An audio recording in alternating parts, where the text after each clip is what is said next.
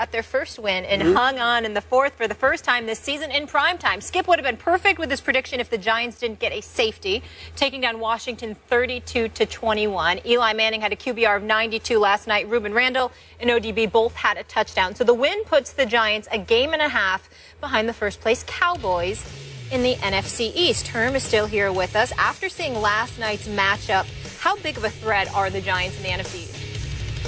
Everyone's a threat in this division right now. When you look at it, what has happened. You think about the Dallas Cowboys. When you lose Tony Romo, 34 touchdowns. When you lose Dez, as well as Murray goes to Philadelphia, that's 29 touchdowns. So the Dallas Cowboys, the way they play now, is dramatically going to change. It's going to change with their offensive line. That's the strength of that offense. Their defense is playing fairly well. They haven't played a whole bunch of high-powered offenses yet, but they're going to have to live that way. When you think about Washington, they got out of their game plan last night, and it was the Giants that got them out of their game plan by going up, not allowing them to run the ball, about 37 attempts, clock management, quarterback doesn't turn it over. When he starts throwing it 30, 40 times, he's going to turn it over. Their defense can hang in there. When you think about the Philadelphia Eagles, we don't know who they are right now. This is going to be a big test for the Eagles, in my opinion, how they go in this game. And then you think about the Giants, they're, what, 5 plays away maybe from being undefeated. Yeah. So I think this division, like last year when you watched it unfold, the Giants started off bad last year. But December, to me, is going to determine who's going to win this division. The Giants went 3-1. The Eagles went 1-3. The Cowboys went 4-0. And Washington went through what they went through with the quarterback and all that. They went 1-3. So I think we're not going to know anything. We can talk about we think we know who's going to win this division. We have no idea. Okay. In December, we will find out. Okay, just go on your gut right now. If you had to pick somebody now, and I know it's early and you reserve the right to change, but what is your gut tell? I don't have enough information. I don't have enough information. I really don't. After week 4, I'll have more information. When I see this, when I see the first 4 games of the season get played, then you have a better idea who you are. I think Dallas will still be competitive as long as Whedon is not forced to try to win games. See, the problem with Whedon is this. He's got a strong arm and all that good stuff. He can't extend any plays. It has to be drawn up. He's got to throw it. If the guy's open, he'll hit him. If not, he can't extend plays like Tony Romo. Okay, that's the problem with him. And the production. Well, where are you going to get the production from? I mean, you've got Dez Bryant, as I said, and Murray. That's 29 touchdowns. That's no longer in the building right now. So that's the problem. With the Eagles, we don't know who they are right now. We know that this game, and Skip made perfectly clear, this could be the game where Sam Bradford is no longer the starting quarterback. Because if he struggles, if you're Chip, and it's not your offense, guess what? Okay, you can't change players. The only player you can basically change is a quarterback. You might have to change quarterbacks. Gonna be interesting. Big game. Stephen A., what do you think after seeing last night? Well, listen, I mean, after seeing last night, obviously you have to throw the Giants up into the equation. But the reality is that Coach is absolutely right. You don't know what the hell is going on in the NFC East. The only reason Skip is resolute about his Cowboys is because he believes in them so much, because he loves them even that much more.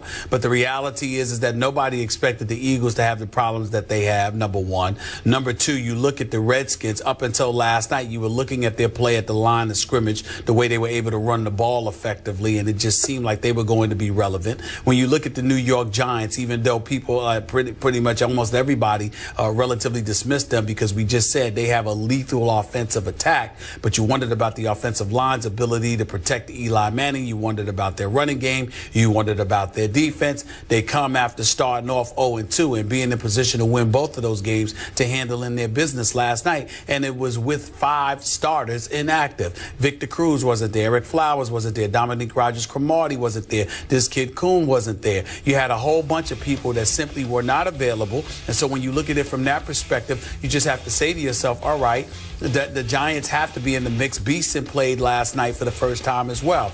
So you're going to have at least 4 or 5 starters back in the lineup eventually on the defensive side of the ball. And on the offensive side of the ball, we saw what they could do with just Ruben Randall and Odell Beckham Jr. Imagine what they're going to be able to do once Victor Cruz comes back. So that makes things incredibly, very, very interesting, rather. And so you just have to wait and see, because, again, Based on how Philadelphia was looking over the first 2 weeks, I think it's safe to say that the division belonged to the Cowboys. But then Romo went down.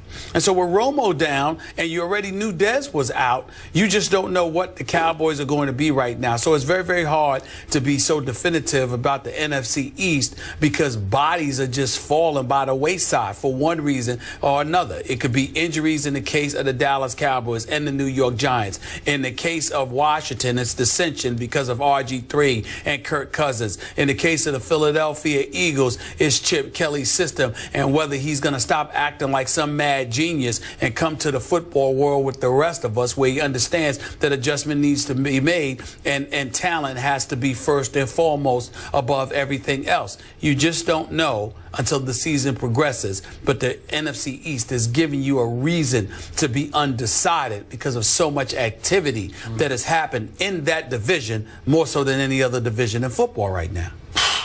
Skip. So, Yes. I am still sticking with my Dallas Cowboys because I don't see a world-beating threat among those other three teams the rest of the way.